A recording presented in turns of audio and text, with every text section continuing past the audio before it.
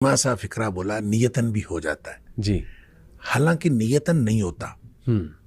गुनाह जो है देखें कुल्लु बनी आदम खत्ताउन, सही। अगरचे नबी पाक सल्लल्लाहु अलैहि वसल्लम ने फरमाया हर आदम का बेटा खताकार है, सही। हर इंसान से खता हो जाती है। बिल्कुल ठीक। व खैरुल खत्ताइन तव्वाबुन, बेहतरीन खताकार वो हैं जो वापस आ जाते हैं। अल्लाह। अब मसला ये है कि हो जाता है और कर लिया जाता है, इसमें फर्क है।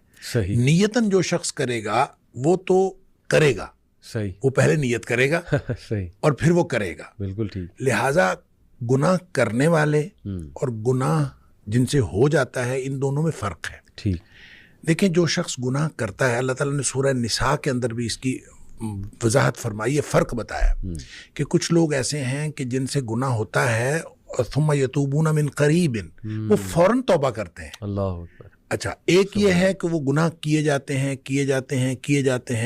कि जब मौत करीब आ जाती है फिर वो कहते हैं कि अब मैं तौबा करता हूँ, उनकी तौबा अल्लाह कबूल नहीं करता।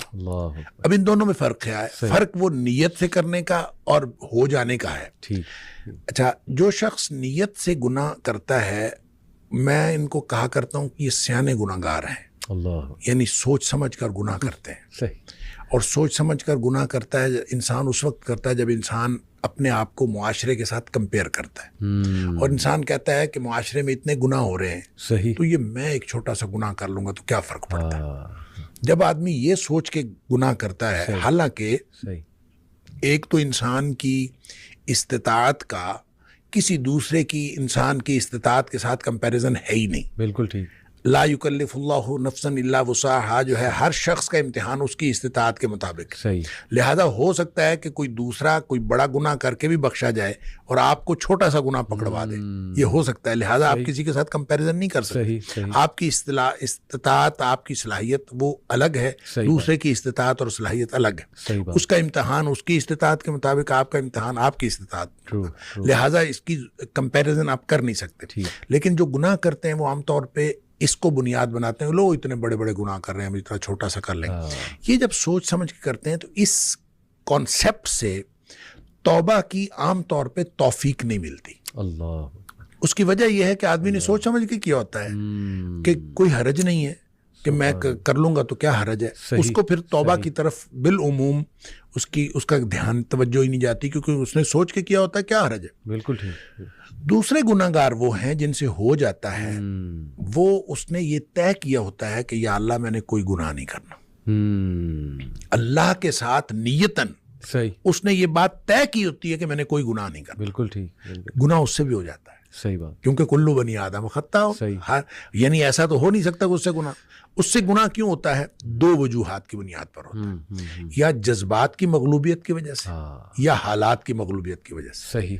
यानी वो उसके हालात ऐसे होते हैं कि जो उसको गुनाह की तरफ ले जाते हैं, या फिर उसके जज्बात, बाज़ औक़ात इंसान अपने जज्बात से मगलूब हो जाता है और इंसान चल पड़ता है गुनाह की तरफ, शहवात से या जज्बात से। अब जब वो मगलूब हुआ और मगलूब हो हालात की वजह से कोई कैफियत ऐसी बन गई कि वो गुनाह में वो इन्वॉल्व हो गया। सही। या फिर जज्बात ऐसे उसके ऊपर हावी हुए कि वो गुनाह में इन्वॉल्व हो गया। ठीक।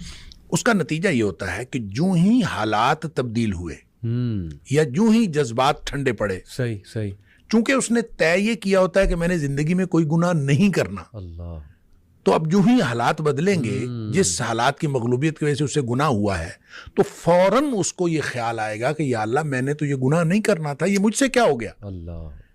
और इसी तरह जब उसके जज्बात ठंडे पड़ेंगे तो उसी वक्त वो उसको ख्याल आएगा, होश हवास में आएगा, तो कहेगा या अल्लाह मैंने तो ये नहीं करना था, ये मैं मुझसे क्या हो गया। ये है वो सुम्मा यतूबूना मिन करीबिन कि फौरन वो तौबा कर लेते, फिर उसको फौरन ख्याल आता कि मैंने वो जो नदामत और शर्मिंदगी उसको होती है, वो जो परेशानी उसको होती है, ये नदामत असल में अल्लाह को पसंद है। क्या बात। कि इंसान को नदामत और शर्मिंदगी हो कि या अल्लाह मैं गुनाह कर बैठा हूँ, मैंने तो ये नहीं करना था। और इसी तरह ये जो रब्बे इन्नी ज़लम तो नफ्सी वाली बात है, या हज़रत आदम अलैहिस्सलाम की दुआ वाली बात है, या वैसे भी नबी पाक सल्लल्लाहु अलैहि वसल्लम ने फरमाया कि एक आदमी गुनाह करता है और गुनाह करके फिर अल्लाह से बात करता है, रब्बे इन्नी अज़नब, तो अल्लाह मैंने गुनाह किया है। यानी इकरार। ये इकरार जो है ये बहुत, यानी इकरार है, इसके अंदर नदामत है। अल्लाह मैं गुनाह कर बैठा हूँ और تو معاف کرنے والا ہے، تو مجھے معاف کر دے۔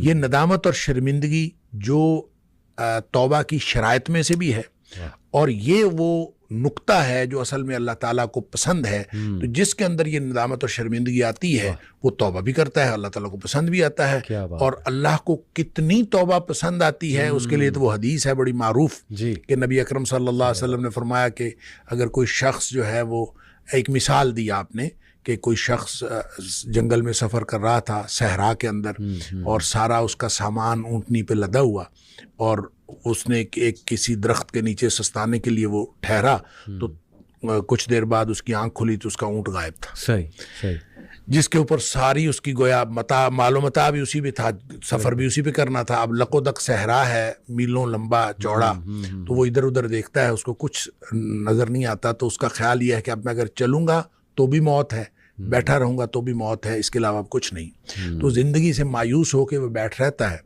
تو تھوڑی دیر بعد پھر اس کی آنکھ لگتی ہے، اور اس کو پھر اس کی آنکھ کھلتی ہے تو دیکھتا ہے کہ اونٹ سامنے کھڑا ہے۔